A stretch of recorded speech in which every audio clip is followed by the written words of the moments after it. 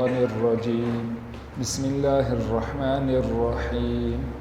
وإذا رأيت الذين يخوضون في آياتنا فأعرض عنهم حتى يخوضوا في حديث غيره وإما ينسينك الشيطان فلا تقعد بعد الذكرى مع القوم الظالمين وما على الذين يتقون من حسابهم من شيء ولكن ذكرى لعلهم يتقون وذر الذين اتخذوا دينهم لعبا ولهوا وغرتهم الحياة الدنيا وذكر به أن تبسل نفس بما كسبت ليس لها من دون الله ولي ولا شفيع وإن تعدل كل عدل لا يؤخذ منها أولئك الذين أبسلوا بما كسبوا لهم شراب من حميم وعذاب أليم بما كانوا يكفرون صدق الله العظيم وَإِذَا رَأَيْتَ الَّذِينَ اور جب آپ ان لوگوں کو دیکھیں یخوضون جو نکتہ چینی کرتے ہیں فی آیاتنا ہماری آیتوں میں فَأَعْرِضْ عَنْهُمْ پس آپ ان سے کنارہ کش ہو جائیے حتیٰ یخوضوا یہاں تک کہ وہ مائل ہو جائیں فی حدیث غیرہ اس کے علاوہ کسی دوسری بات میں وَإِمَّا يُنْسِيَنَّكَ الشَّيْطَانُ اور اگر آپ کو بلہا دے شیطان فلا تقعد بعد الذکرى تو آپ نہ بیٹھیے یاد آ جانے کے بعد مع القوم الظالمین ظالم لوگوں کے ساتھ وما علی الذین اور نہیں ہے ان لوگوں پر یتقون جو پرہیزگاری اختیار کرتے ہیں من حسابہم ان ظالموں کے حساب سے من شیئن کچھ بھی ولکن ذکرى لیکن نصیحت ضروری ہے لعلہم یتقون تاکہ وہ گناہ سے بچ جائیں وَذَرِ الَّذِينَ اتَّخَذُوا آپ چھوڑ دیجئے ان لوگوں کو جنہوں نے بنا لیا ہے دینہم اپنے دین کو لعبا ولہوا کھیل اور تماشا وغرتہم الحیات الدنیا اور دھوکے میں مبتلا کیا ان کو دنیا کی زندگانی نے وذکر بہ اور قرآن پاک کے ساتھ ان کو نصیحت کیجئے ان تبسل نفس کہ گرفتار کیا جائے کوئی نفس بما کسبت اس کی وجہ سے جو انہوں نے گناہ کمائے لیس لہا من دون اللہ نہیں ہوگا اس نفس کے لیے اللہ کے سوا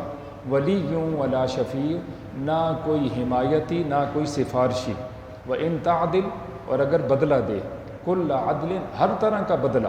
لا یؤخذ منہا تو اس سے قبول نہیں کیا جائے گا اولئک الذین ابسلوا یہی وہ لوگ ہیں کہ جو گرفتار کیے جائیں گے بما کسبوا بسبب اس کے جو انہوں نے کمایا ہے لہم شراب ان کے لیے پینا ہوگا من حمیم کھولتے ہوئے گرم پانی سے وعذاب علیم اور ان کے لیے دردناک عذاب ہوگا بما کانوا یکفرون اس لیے کہ وہ ناشکری کیا کرتے تھے یہ آج کے درس کی 3 آیات کریمہ ہیں اس سے پہلے والی آیات کریمہ میں اللہ تعالیٰ جل شانہ کی عظمتوں اور شانوں کا اور خصوصاً اللہ تعالیٰ جل شانہ کی شکر گزاری کا بیان گزرا ہے کہ انسان کو ہر حال میں خواہ حالات اچھے ہوں یا حالات برے ہوں مرضی کے مطابق ہوں یا مرضی کے مخالف ہوں ہر حال میں اللہ تعالیٰ جل شانہ کا شکر ادا کرتے رہنا چاہیے آج کے درس کی ان آیات کریمہ میں جس طرح ہم نے ترجمہ سے سن لیے اللہ تعالیٰ جل شانہ نے اپنے ایماندار بندوں کو حکم دیا ہے کہ جب وہ دیکھیں ایسی محفل کو ایسی نشست کو جس محفل کے اندر جس نشست کے اندر اللہ تعالیٰ جل شانہ کی آیتوں میں نکتہ چینی ہو رہی ہے اللہ کے احکامات پہ نکتہ چینی ہو رہی ہے کوئی آیت لے لی کوئی حدیث لے لی اور پھر اس پہ نکتہ چینی شروع کر دی اس میں کمیاں کجیاں تلاش کی جا رہی ہیں تو اللہ کا حکم ہے کہ اے ایمان والو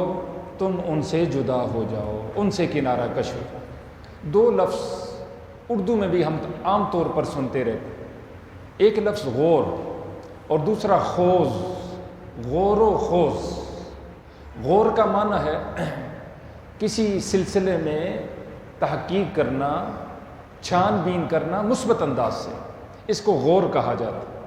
خوض کا معنی ہے کسی سلسلہ میں تحقیق کرنا، چھان بین کرنا منفی انداز سے۔ کہا جاتا ہے فلاں سلسلہ میں غور و خوض ہو رہا ہے، اچھے سلسلے بھی دیکھے جا رہے ہیں، برے سلسلے بھی دیکھے جا رہے ہیں۔ یقیناً دنیا کی بات، لوگوں کی باتیں، اس میں غور بھی ہو سکتا ہے، خوض بھی ہو سکتا ہے، کوئی مسئلہ نہیں۔ شادی کا مسئلہ ہے، غور و خوض ہو رہا ہے جی۔ مکان کا مسئلہ ہے، غور و خوض ہو رہا ہے جی۔ باہمی رشتے کا مسئلہ ہے، غور و خوض ہو رہا ہے۔ کاروبار کا سلسلہ ہے، غور و خوض ہو، کوئی حرج نہیں۔ لیکن جہاں اللہ کے رسول صلی اللہ علیہ وسلم کی صحیح باتیں جو قرآن و سنت سے ثابت ہیں، صحیح حدیث سے ثابت ہیں،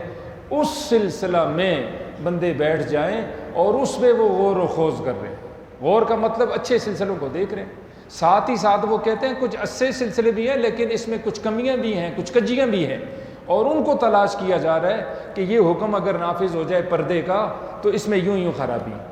یہ حکم نماز کا نافذ کر دیا جائے تو اس میں یہ خرابی ہے، یہ حکم 4 شادیوں کا اگر نافذ کر دیا جائے تو اس میں فلاں فلاں خرابی ہیں، اگر طلاق کا اختیار مرد کو دے دیا جائے تو اس میں یہ خرابی ہیں، اور اگر مردوں کو علیحدہ تعلیم کے لیے کر جائے یا اس کے شعبے اور ادارے علیحدہ کر دیے جائیں اور عورتوں کے شعبے علیحدہ کر دیے جائیں تو اس میں یہ کجیاں اور خرابیاں ہیں۔ اور پھر اس طرح بہت سارے سلسلے، قربانیاں اگر کی جائیں تو ٹھیک ہے جی، گوشت تو مل جائے گا، لیکن اس میں یہ خرابیاں بھی ہیں۔ حج کرنے والے حج پہ جاتے ہیں، اتنے اخراجات ہو جاتے ہیں، لاکھوں لوگ جمع ہو جاتے ہیں، اچھی بات ہے، اللہ کی عبادت کرتے ہیں، لیکن اس میں یہ کجیاں بھی ہیں، یہ خرابیاں، تو یہ قطعاً درست نہیں۔ یقیناً اللہ کا کوئی حکم، اس کی حکمت مصلحت ہماری سمجھ میں آئے یا نہ آئے، ہم نے آمنا و صدقنا کہہ کر اس کو قبول کرنا ہے، اور من و عن اس کو تسلیم کرتے اس کے مطابق عمل کرنا، لاجک تلاش نہیں کرنی۔ اجی 5 نمازیں فرض کیوں ہیں؟ مجھے علت سمجھ آئے گی پھر میں نمازیں شروع کروں گا۔ مجھے فلسفہ بتائیے جی قربانی کیوں ہے، اگر مجھے سمجھ آئے تو ہم عمل کروں گا، ورنہ میں نہیں کرتا۔ مجھے بتایا جائے حج کیوں فرض ہے، مسجد کیوں بلایا جاتا ہے 5 وقت میں، مجھے بتایا جائے زکوٰۃ کی لاجک کیا ہے، مجھے سمجھایا جائے صدقہ خیرات کی وجہ کیا ہے، تو پھر میں عمل کروں گا سمجھتے ہوئے، عقل میں آئی تو سمجھوں گا، نہیں آئی تو نہیں سمجھوں گا۔ تو یقیناً یہ بہت برے، اس سلسلہ میں بحث و مباحثہ کرنا، گفتگو کرنا، ہمارے اینکرز اس سلسلے میں بیٹھ جاتے ہیں، اور ہم کیونکہ ان سلسلوں کے ایک عادی ہو چکے ہیں معذرت کے ساتھ، اکثر لوگ، تو پھر ہم چاہتے چلو سنیں تو صحیح نا جی کیا کہتے ہیں، چلو سنیں تو صحیح، ہم سنتے ہیں، پھر اس کی جو عقلی دلیلیں ہیں ہمیں اچھی لگنا شروع ہو جاتی ہیں۔ میں آپ سے ایک درخواست کرتا ہوں، آپ اس پہ غور فرمائیں، میری اس نشست پہ ایک درخواست پہ، میں میڈیکل کے شعبے سے وابستہ نہیں، اس سلسلہ میں آپ کو بٹھا لوں اور اس سلسلہ میں دل کے آپریشن کے بارے میں، آنکھوں کے آپریشن کے بارے میں، دماغی آپریشن کے سلسلہ میں آپ سے بحث و مباحثہ کروں، گفتگو کروں، اس میں یہ اچھائی ہے برائی ہے، ہر دیکھنے والا جب وہ مجھے دیکھے گا سنے گا کہے گا اس کا یہ شعبہ نہیں ہے، سب سے پہلے آپ مجھ سے جدا ہو جائیں گے، کیونکہ آپ میرے شعبے کی باتیں سننے کے لیے، قرآن و سنت کی باتیں سننے کے لیے میرے پاس جمع ہے۔ میں اور کوئی سلسلہ اس کو شروع کروں، اس پہ بحث و مباحثے گفتگو کروں، مضامین کو اختیار کروں، رفتہ رفتہ آپ مجھ سے جدا ہو جائیں گے، علیحدہ ہو جائیں گے کہ یہ ان کا شعبہ ہی نہیں ہے۔ افسوس کے ساتھ کہنا پڑتا ہے، یہ اینکرز کیا یہ عالم ہے، انہوں نے دین سیکھا ہوا ہے، ڈگری ہے جی ان کے پاس؟ بالکل نہیں۔ جب وہ سلسلہ میں بحث و مباحثے کرتے ہیں اور ایک لائن ان کو دی جاتی ہے کہ اس سلسلہ میں جو بولے گا تو اس کی تو حمایت کرنی ہے، نہیں تو اس کو روکنا بھی ہے، پھر سوال و جواب اس سے کرنے، اور ہم بڑے سکون کے ساتھ، اطمینان کے ساتھ یہ ساری باتیں جو ابھی میں نے عرض کی ہیں، جو قرآن و سنت کی بالکل واضح باتیں، ساری امت کا اجماع بھی ہے، اتفاق بھی ہے، اس سلسلہ میں وہ بحث و مباحثے کرتے ہیں اور ہم آرام سکون سے ان کو سنتے رہتے ہیں۔ میں آپ سے درخواست کروں گا، اگر آپ بہت مضبوط بھی ہیں لیکن پھر بھی آپ اس سے متاثر ہوں، یہاں آگ جلائی جائے، چھت تک آگ نہیں پہنچ رہی، یہ کھڑکیوں دروازوں تک، یہ رنگ تک آگ نہیں پہنچی، آگ یہاں ہے، لیکن میں دعوے سے کہتا ہوں کچھ عرصہ یہاں آگ جلے، اوپر آپ دیکھیں گے دائیں بائیں ہر شے وہ دھوئیں سے وہ کالی ہو جائے گی۔ اسی طرح اس بری محفل کا اثر ہمارے دماغ پہ جائے گا، دل پہ جائے گا، ہماری زندگی پہ جائے گا۔ اللہ نے روکا ہے، تم نے ان محفلوں میں جانا تو بڑے دور کی بات ہے، فَأَعْرِضْ عَنْهُمْ، ان سے کنارہ کش ہو جاؤ۔ عام طور پر 4 طرح ان محفلوں میں جانا ہمارا ہو جاتا ہے۔ بنفس نفیس ہم چلے جائیں، یا ہم نیٹ پہ اس کو دیکھیں، ویڈیو دیکھیں، آڈیو سنیں، جو بھی یہ محفل کے اندر جانا ہی ہوتا ہے، اس کا اثر ہمارے اوپر پڑے گا۔ پہلے یہ ہم اس محفل میں گئے ہیں اور جو باتیں قرآن و سنت کے خلاف ہو رہی ہیں یا گناہ کی باتیں ہو رہی ہیں ان کو ہم اچھا بھی سمجھ رہے ہیں، ہم کہتے ہیں یہ زبردست باتیں ہونی چاہییں، اور حالانکہ وہ 100% قرآن و سنت کے خلاف ہیں، وہ کفریہ باتیں ہیں اور گناہ کی بات، اللہ کے رسول نے ان کی اجازت نہیں دی، دل سے بھی پسند کر گئے ان باتوں کو۔ تو جس طرح وہ بندہ کافر ہے اسی طرح یہ بندہ بھی کافر۔ وہ ہندو تھا، سکھ تھا، یہودی تھا، عیسائی تھا، کچھ بھی تھا، اس نے قرآن و سنت کے خلاف باتیں کی، اللہ کے رسول کے خلاف باتیں کی، اور اس کے وہ باتیں سننے والے کو بھلی لگی، تو کیا ہوگا جی؟ وہ بندہ کیا ہو جائے گا؟ کافر۔ دوسری بات، اس نے یہ باتیں سنی، اس کو اچھی نہیں لگی، لیکن بغیر وجہ کے وہ وہاں رکا رہا، بیٹھا رہا، تو اللہ فرماتا ہے اعرض عنہم، اس نے اعراض کیا کوئی نہیں، اس کو تو ان لائک کرنا چاہیے تھا، لائک کی تو کوئی صورت ہی نہیں بنتی تھی، یہ اس میں بیٹھا رہا، شریک رہا ذات کے اعتبار سے، یا اس ویڈیو کو دیکھتا رہا، اس آڈیو کو سنتا رہا، تو اللہ تعالیٰ جل شانہ کا واضح ارشاد ہے ایسا آدمی فاسق، گنہگار، اس نے گناہ کبیرہ کا ارتکاب کیا۔ اللہ تو فرماتا ہے اس سے اعراض کرو، امر کے ساتھ اللہ فرما رہا ہے، اور یہ چھوڑنے کے لیے تیار نہیں ہے۔ یہ گانے کی محفل نہیں چھوڑ رہا، یہ وحیات تبہیات کی محفل نہیں چھوڑ رہا، برہنہ تصاویر ہیں ان سے کنارہ کش ہونے کی کوشش نہیں کر رہا، نافرمانی کی باتیں ہو رہی ہیں اور یہ اس سے لطف اندوز ہوتا جا رہا ہے، دل سے پسند نہیں کرتا لیکن اپنے چسکے مزے کے لیے وہ اس میں لگا ہوا، تو یہ فاسق ہے، گناہ گار۔ ایک تیسرا آدمی ہے، وہ اس محفل میں گیا ہے اور وہ کسی مجبوری کی وجہ سے بیچارہ وہاں پھنس کے نہیں چاہ رہا تھا وہاں جائے، کوئی مجبوری ہے، کوئی عذر ہے شرعی، اور اس کی وجہ سے اس میں پھنس گیا ہے، تو یہ معذور ہے، اللہ اس کو پکڑیں گے نہیں، اس پہ گرفت کوئی نہیں پکڑ، یہ عذر کی وجہ سے بیچارہ وہاں گیا ہے۔ اللہ نے یہاں فرمایا اگر تم سے سستی کوتاہی ہو گئی اور شیطان نے تمہیں وہاں پہنچا دیا، لا تقعد بعد ذکر مع القوم الظالمین، ظالموں کے ساتھ تم نہ بیٹھو جب تمہیں یاد آ جائے۔ تم نے کہا یہ تو اللہ کی نافرمانی ہو رہی ہے، یہ تو گناہ کا کام ہو رہا ہے، جو ہی اس کو یاد آیا یا اللہ کی نافرمانی ہو رہی ہے، بس جان بچائے، کوئی عذر کرے، بہانہ کر کے اس محفل سے کنارہ کش ہو جائے، یہ لازم اور ضروری ہے۔ اور آخری بات یہ گیا وہاں، اور مقصد یہ تھا میں ان کو واضح و نصیحت کروں گا، اور میری بات یہاں چلتی ہے، میں ان کا لیڈر ہوں، میں ان کا عالم ہوں، مجھ سے محبت کرتے ہیں، میں ان کا پیر ہوں، میں ان کا چاہنے والا ہوں، میرے چاہنے والے، میں ان کا سرپرست ہوں، کچھ بھی ہو سکتا ہے، اور میری بات چلے گی، اور وہ وہاں جا کر واضح و نصیحت کرے، اس لیے اس بری محفل میں چلا گیا ہے، تو یہ جاننا بھی اس کے لیے کار ثواب ہے۔ لیکن ہمیشہ یاد رکھیں کہ ایسی محفل میں جب بات چلے تو پھر چلائے، اگر بات چلتی نہیں تو بہتر یہ ہے خود کنارہ کش ہو جائے، بجائے اس کے کہ وہاں جھگڑا کرے اور فتنہ فساد کرے یا بات کی ناقدری ہو جائے۔ کتنے لوگ ہیں وہ یہ کہتے ہیں فلاں ہماری محفل، اس میں دین کی بات آپ ضرور کریں، لیکن میں اس کو قبول نہیں کرتا، اس لیے کہ وہ ماحول ہی نہیں ہے۔ آپ جس جذبے کے ساتھ آپ ماشاءاللہ تشریف لائیں، ایک ماحول ہے، کس محبت کے ساتھ، کس ہمدردی کے ساتھ، کس شفقت کے ساتھ آپ نے قرآن کھول کے اپنے سامنے رکھ کے اللہ کے رسول کی بات کو سننے کے لیے جمع ہے، یہ ایک ماحول ہے، اس میں جتنی بھی بات ہو جائے اتنی ہی اچھی ہے۔ لیکن ایک آدمی اس نیت سے آئے نہیں، وہ کھانے کے لیے جمع ہے، کبھی صحیح بات نہیں ہو سکتی، اس کا ذہن یہی ہے بس یہ کس طرح آخری جملہ بولے اور بریانی لگے، ہم کھائیں تو بس نکلیں جی، تو وہاں بات نہیں ہو سکتی۔ اسی لیے حضور اکرم صلی اللہ علیہ وآلہ وسلم نے فرمایا نعم الرجل الفقیہ فی الدین ان احتیج الیہ نفع وان استغنی عنہ اغنی نفسہ، بہت اچھا آدمی ہے دین کا عالم، وہ دین کا عالم جس کو اللہ نے دین کے اندر سمجھ نصیب فرمائی، اگر لوگ اس کی طرف توجہ کریں اور لوگ طلب رکھتے ہیں تو لوگوں کو فائدہ دے، اور اگر لوگ اس سے بے رغبتی کریں، اس کہیں ہمیں ضرورت نہیں تیرے علم کی، تو جان تیرا اللہ جانے، تجھے تیرا علم مبارک ہو، ہمیں علم کی ضرورت نہیں، تو حضور نے فرمایا وہ بھی ان سے مستغنی ہو جائے، وہ بھی ان سے کنارہ کش ہو جائے۔ دین کی بات پھینکنی نہیں، دین کی بات محبت کے ساتھ پہنچانی ہے، سمجھانی ہے، اور عمل کے لیے دوسرے کو کھڑا کر۔ تو یہ 4 سلسلے ہیں، ان میں سے سب سے پہلا سلسلہ وہ سب سے برا ہے، پھر دوسرا سلسلہ ہے، پھر عذر والا ہے، اور سب سے اعلیٰ یہ ہے کہ وہاں چلا جائے اور واعظ و نصیحت کرے۔ دیکھیے ان آیات کریمہ میں ارشاد ہے اذا رأیت الذین، جب آپ دیکھو ان لوگوں کو یخوضون، جو گھستے ہیں۔ خوض کا ویسے معنی ہوتا ہے پانی کے اندر جانا اور اس کے اندر گزرنا۔ فی آیاتنا، جو گھستے ہیں، مائل ہوتے ہیں، لگ جاتے ہیں، نکتہ چینی کرتے ہیں ہماری آیتوں میں، فأعرض عنہم، ان سے آپ کنارہ کش ہو جائیے، حتیٰ یخوضوا، یہاں تک کہ وہ گھس جائیں، مائل ہو جائیں، فی حدیث غیرہ، اس کے سوا کسی دوسری بات میں۔ وَإِمَّا يُنْسِيَنَّكَ الشَّيْطَانُ، اگر تجھے شیطان بھلا دے، فَلَا تَقْعُدْ، تو اے بیٹھنے والے تو نہ بیٹھ، بعد الذکر، یاد آ جانے کے بعد، مع القوم الظالمین، اس قوم کے ساتھ جو ظالم۔ ایک دوسری جگہ ہم نے پڑھا 5ویں پارے میں، انکم اذا مثلہم، اگر تم وہاں سے نہیں اٹھتے اور تم اس میں بیٹھتے رہتے تو سب سے بڑا نقصان یہ ہوگا تم بھی انہی جیسے ہو جاؤ گے، تم بھی انہی جیسے۔ ہم نے دیکھا ہے کتنے اچھے اچھے خاندانوں کے خوبصورت بچے وہ بالکل بگڑ گئے، کیوں؟ بری صحبت کی وجہ سے۔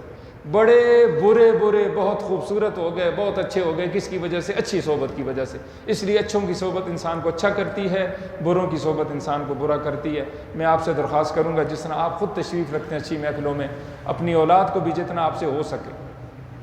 جتنا آپ سے ہو سکے۔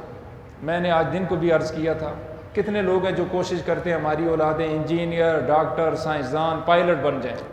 اور اکثر یہ 4 شعبے ہوتے ہیں، کہتے ہیں جی بچے یہ کہتے ہیں ہم یہ بنیں گے، بننے والے چند ہوتے ہیں۔ ہم کوشش کریں جس طرح اپنی اولاد پہ ہم اس انداز سے اس انداز سے بھی ہم کوشش کریں، کوشش کے اعتبار سے ہم بری ذمہ ہو جائیں گے انشاءاللہ۔ اولاد کل ہمارا گریبان نہیں پکڑے گی کہ جی والد ہونے کے ناطے سے، سرپرست ہونے کے ناطے سے والد نے پوری فکر کی تھی، اور اگر ہم یہ سوچیں ہمارے بزرگ بیٹھتے ہیں بچوں کو ہم نہ بٹھائیں، یقین جانیں یہ بزرگ دانہ دانہ کر کے اٹھ جائیں گے۔ کتنے ہمارے خوبصورت مہمان، دوست، چاہنے والے بزرگ موجود نہیں آج۔ بزرگ چلے گئے تو پھر مسجدیں کون آباد کرے گا، دینی محفلیں کون آباد کرے؟ بچوں کی آج ہم نے عادت بنانی ہے اور ان پہ شفقت کرنی ہے، ان کو محبت دینی ہے، تاکہ یہ جگہ جب خالی ہوں تو ہمارے جوان ان کو پورا کریں، اور اس کے لیے کوشش ہونی چاہیے اور اس کے لیے پوری طاقت سے محنت ہونی چاہیے۔ دوسری آیت کریمہ میں ارشاد ہے وَمَا عَلَى الَّذِينَ يَتَّقُونَ، اور نہیں ہے ان لوگوں پر جو ایسی محفلوں سے بچتے ہیں، گناہ سے بچتے ہیں، من حسابہم، ان گناہ گاروں کے حساب سے، من شیئن، کچھ بھی،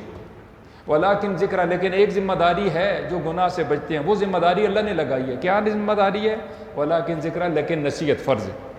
لعلہم یتقون، تاکہ گناہ گار گناہ سے بچ جائے۔ دوسری آیت کریمہ میں یہ سمجھ آ گئی،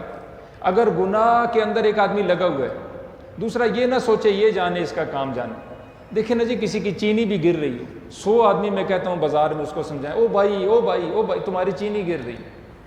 او بھائی آٹا گر رہا ہے، او بھائی تمہارے 10 روپے گر گئے ہیں،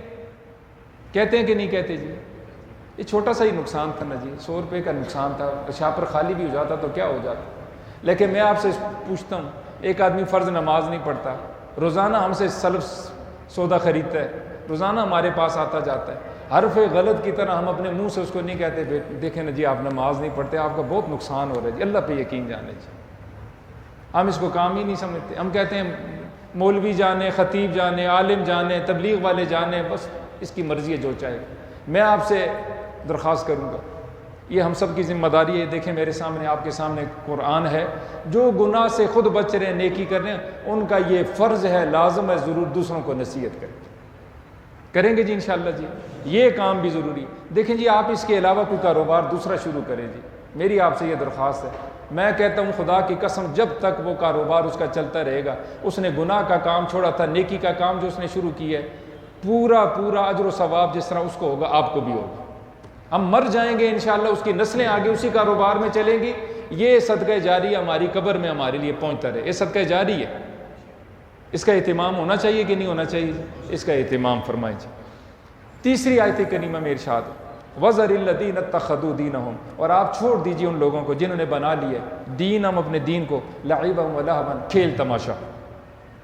کھیل تماشا جس دین والے نے اپنے دین کو بنایا ہے اس کو آپ چھوڑ دیں، ان سے کنارہ کش بھی ہونا ضروری ہے، محفل میں چلے جائیں بھول کے تو پھر جو ہی یاد آ جائے اٹھنا بھی ضروری ہے، ان سے علیحدہ ہونا، ان سے تعلق کا ختم کرنا بھی ضروری ہے۔ وَنَخْلَعُ وَنَتْرُكُ مَن يَفْجُرُ، ہم چھوڑتے ہیں ان لوگوں کو جنہوں نے